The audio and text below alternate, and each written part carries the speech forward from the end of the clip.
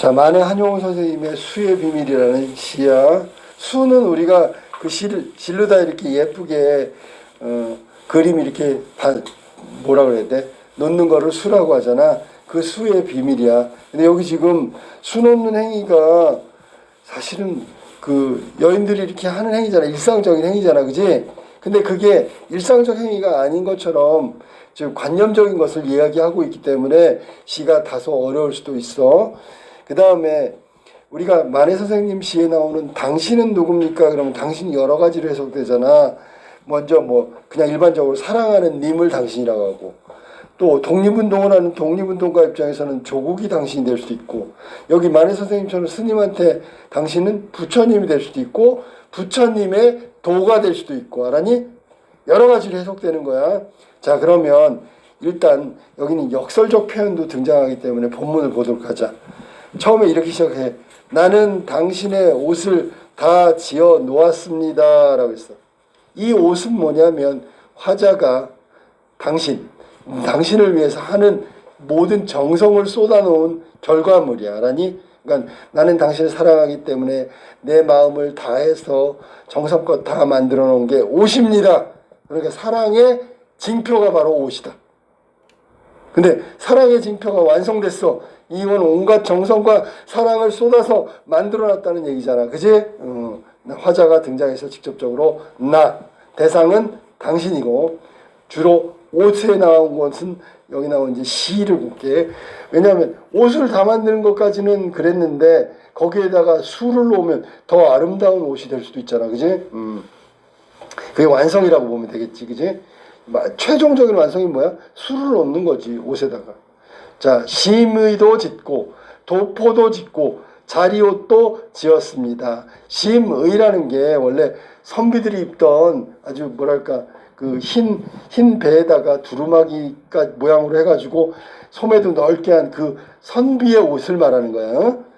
도포는 일상적으로 예복으로 입던 거지. 뭐 예를 들면 도포라는 게 어떤 행사나 아주 중요한 자리에 있는 남자들이 입는 겉옷이란 말이에요. 겉옷. 그러니까 심의를 짓고 도포를 지었다면 도포는 심의 위에 입는 게 도포라고 생각하면 되지. 그지? 자리옷은 잠옷이고. 자, 그러면 당신을 위해서 심의도 짓고 도포도 짓고 자리옷도 지었대. 그러면 결국 화자는 여성이고 당신은 남성이지. 그지? 그거를 화자가 여성임을 알 수 있는 건 뭘까요? 그러면 심의, 도포, 자리옷, 옷을 지어서 줬잖아.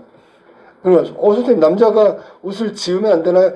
그렇게 특별한 경우를 대입하지 말고 일반적으로 옷을 짓고 술을 놓고 그런 여성들이 더 어울리는 일이잖아. 그러면 화자가 여성이고요, 대상은 남성이고요. 됐지?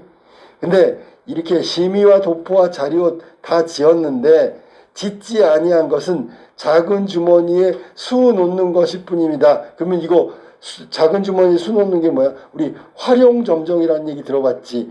용을 다 그린 다음에 마지막에 용의 눈동자에 점을 딱 찍어야 진짜 용이잖아. 그지?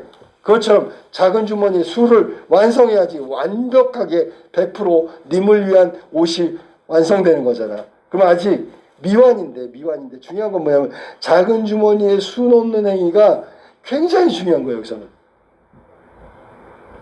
이게 마지막 주머니에 수 넣는 것이 이루어져야만 모든 것이 이루어졌다. 이게 1%가 아니라 99%일 수도 있어. 알았니? 그래서 이련은 당신의 옷을 다 지었어. 근데 그 작은 주머니에 수 넣는 것만 남겨뒀다는 얘기를 하고 있는 거야. 자, 이제 풀어갑시다. 그 다음에 그 주머니는 나의 손때가 많이 묻었습니다. 손때, 여기서 손때는 더러운 게 아니고요, 자주자주 만졌다고. 그 주머니를 자꾸 만졌다는 얘기는 예를 들면 이게 화자가 생각하는 님에 대한 어떤 그리움의 행위일 수도 있어. 그 소나기라는 소설에 보면 소녀가 던진 조약돌을 주머니에 넣고 막 맨날 주무르는 버릇이 생겼거든.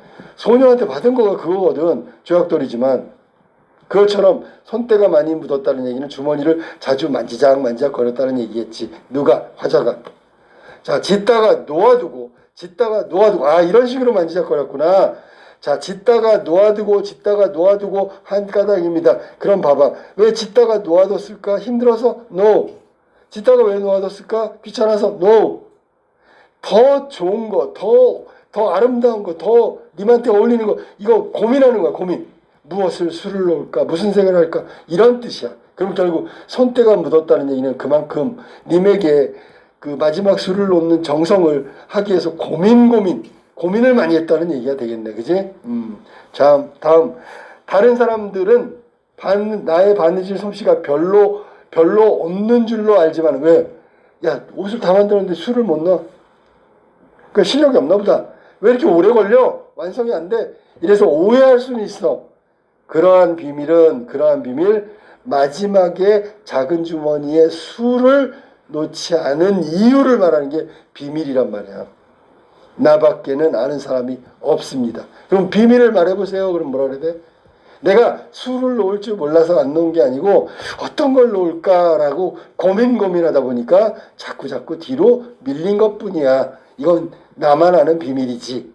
됐니? 다른 사람들은 내가 실력이 없어서 능력이 안 돼서 술을 못 넣는구나 이렇게 생각할지 모르겠지만 나는 실력이 없거나 능력이 없는 것이 아니라 고민하다 보니까 이렇게 늦어진 거야.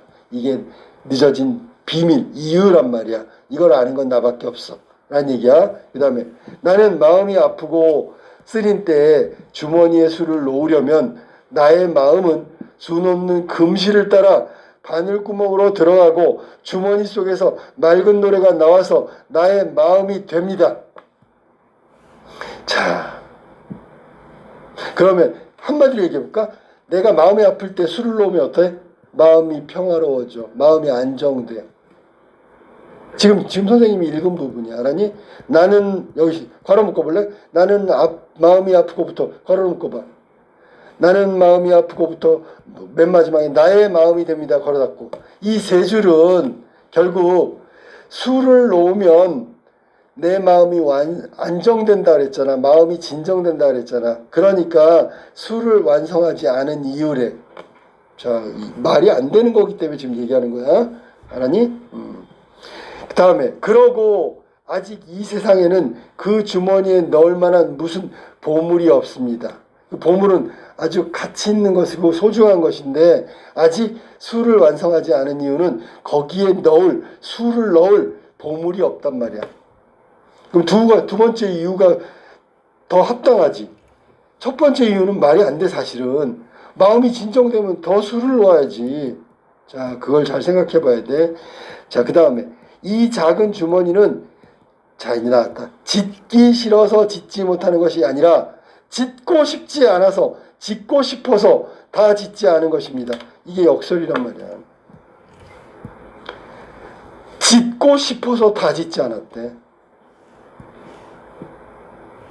짓고 싶어서 다 짓지 않았대. 그러니까 봐봐.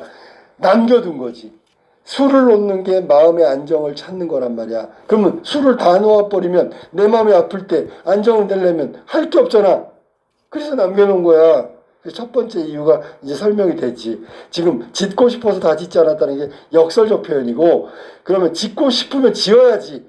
왜 안 지었어? 짓고 싶으면 지어야 되는데 그걸 다 짓고 나면 내가 아플 때 힘들 때 술을 놓으면 안정되는데 그걸 다른 걸로 어떻게 할 거야? 대체가 안 되잖아.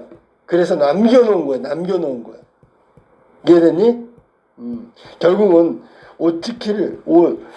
술을 놓지 않는 이유에 대해서 내 마음에 어떤 위안이 되는 수 놓는 행위이고, 그 다음에 거기에 들어갈 게 없기 때문에 찾지 못했기 때문에 술을 놓지 않고 있다는 이유를 밝힌 거야. 이거 잘 생각해 보면 쉬운데 대충 하면 이해가 안 될 수도 있어. 알았니? 자, 나는 전체적으로 볼까? 나는 당신을 위해서 옷을 지었어. 아까 얘기했던 심이며 도포며 거기 자리옷까지 다 지었단 말이야. 근데 마지막에 작은 주머니에 술을 놓지 않고 있단 말이야. 그러니까 지금 봐봐. 제목이 수의 비밀이란 말이야. 왜 내가 술을 놓지 않는지 알아요? 그 비밀이 뭔지 알아요? 대답은 첫 번째. 나는 마음이 아플 때 술을 놓으면 안정돼요. 근데 이걸 다 지어 놓으면 내가 아플 때 어떻게 안정이 될까요? 그래서 나는 술을 놓지 않고 있어요. 이게 수의 비밀 첫 번째. 두 번째, 주머니 속에 술을 넣어야 되는데 그 술을 넣을 만한 가치 있는 걸 아직 찾지 못해서 술을 놓지 않고 있어요. 이게 수의 비밀 두 번째. 됐어? 무슨 말이지? 그러면 화자한테 술을 놓는 건 어떤 의미일까? 그러면 자신의 아프고 쓰리고 불안한 마음이 안정되고 편안해지는 행위란 말이에요. 행위. 근데 그 행위를 다 해놓아 버리면 나중에 내가 아프고 쓰리고 힘들 때 무엇으로 위안을 받아? 그러니까 남겨둔 거야.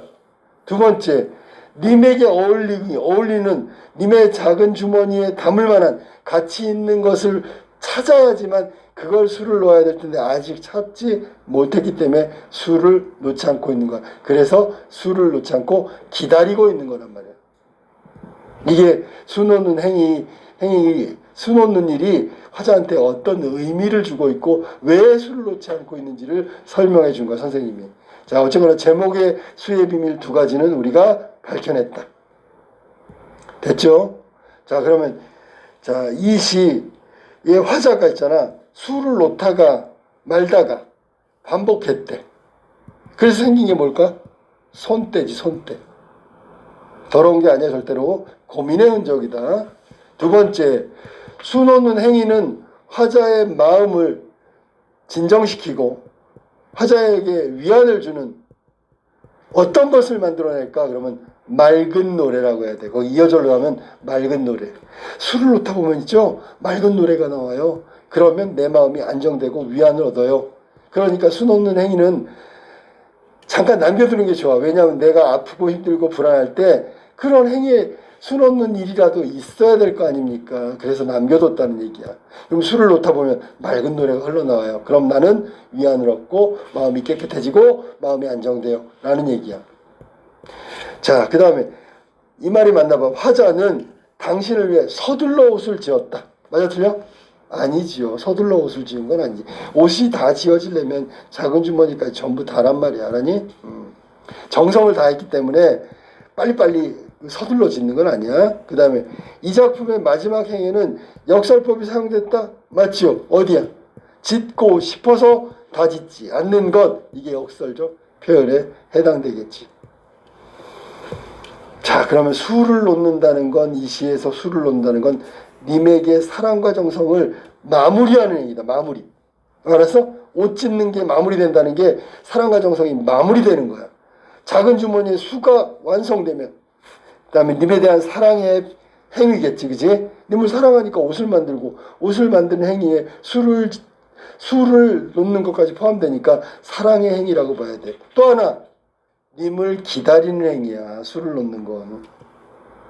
자, 아까 남겨뒀잖아. 남겨둔 건 아직 완성이 안 된 거고 님에게 주기 위해서 좋은 걸, 보물을 거기다 새기기 위해서 기다리고 있잖아. 수를 놓는 행위는 님을 기다리는 행위, 수를 놓는 행위는 님에게 사랑과 정성을 다하는 행위, 그 다음에 수를 놓는 건 옷 짓는 게 마무리되는 행위를 말한다.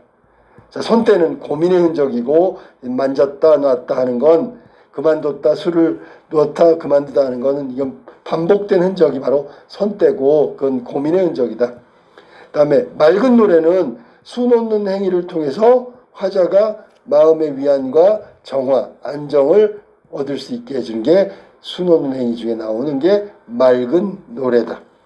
그래서 위안이 되고 정화가 되는 거야. 자, 마지막에 나온 역설적 표현 다시 한번 설명할게. 역설은 있잖아. 피상적, 겉으로는 모순관계야. 하지만 그 안에 진실된 의미가 있다. 즉, 의역하면 그거는 의미가 되는 거야. 겉으로는 말이 안 되고 의역, 속으로 진정한 의미를 찾으면 해석이 되는 거야. 예를 들어, 자, 님은 떠났습니다.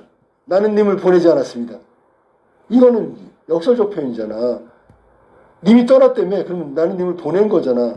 근데 보내지 않았다. 어디? 마음속으로 보내지 않았다. 이렇게 그럼 마음속으로 보내지 않았다는 게 떠났지만, 현상적으로는 떠났지만 본질적으로는 떠나지 않은 거네라는 해석이 가능하잖아. 이게 역설적 표현이란 말이야.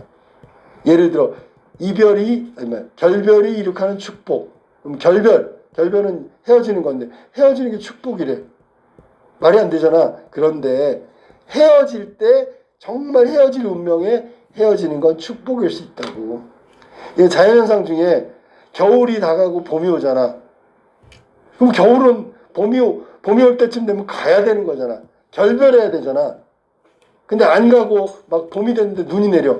에이, 눈이 내려봤자 내리다 다 녹아. 추접스럽잖아. 봄이 되면 겨울은 싹 물러가 주는 게 아름다운 축복이라고 그렇게 얘기한 거라. 이런 게 역설적 표현이란 말이야. 겉으로 논리적으로 타당하지도 않고요. 겉으로 모순관계에 있고요. 하지만 그 안에 진실된 의미가 있고 의역하면 해석이 가능한 게 역설적 표현이란 말이야. 알았니?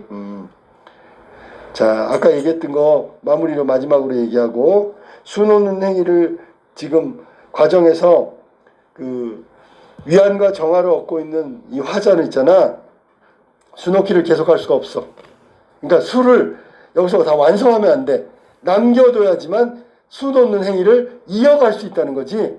이어간다는 게 계속한다는 거야. 그러면 그렇게 이어가고 싶어서 수를 놓지 않고 있다는 뜻이야. 알았니? 끝내면 안 돼. 수 놓는 행위를 끝내면 안 돼. 하다 멈춰야 돼. 왜? 다음에 또 해야 되니까.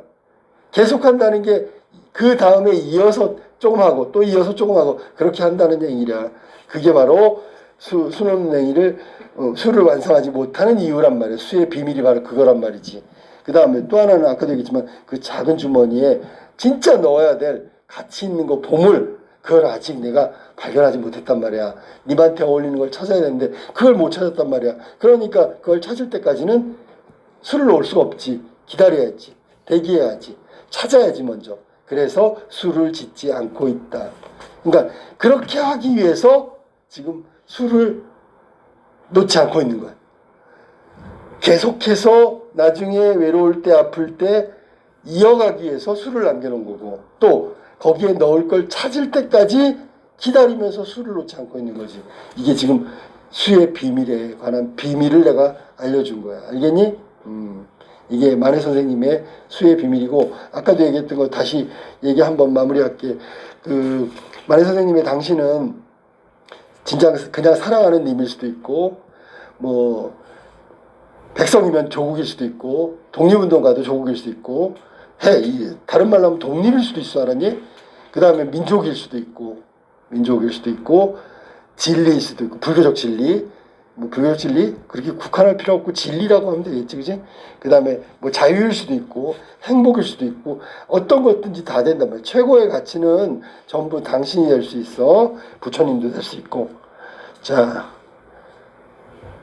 이게 여기 그 수의 비밀의 당신에 관한 거야. 그 다음에 주머니에 넣을 만한 무슨 보물이라고 나왔는데, 이 보물은 아까도 얘기했는데 님에게 딱 어울리는, 님처럼 소중하고 님처럼 님에게 딱 어울릴 수 있는 가치 있는 것을 찾는데, 그 가치 있는 것이 바로 보물이다. 님과 잘 어울릴 수 있는 가치, 그 딱 맞는 거, 님의 옷이니까 님한테 어울리는 거, 이걸 찾아야 되는 건데, 만약에 이 보물이 있잖아, 일장의점 현실이라면 독립이 되겠지. 즉 식민지에서 벗어나는 것일 수 있고, 뭐 예를 들면 실현, 뭐 님을 기다린다 그러면 님을 만나는 것일 수도 있고. 알았니?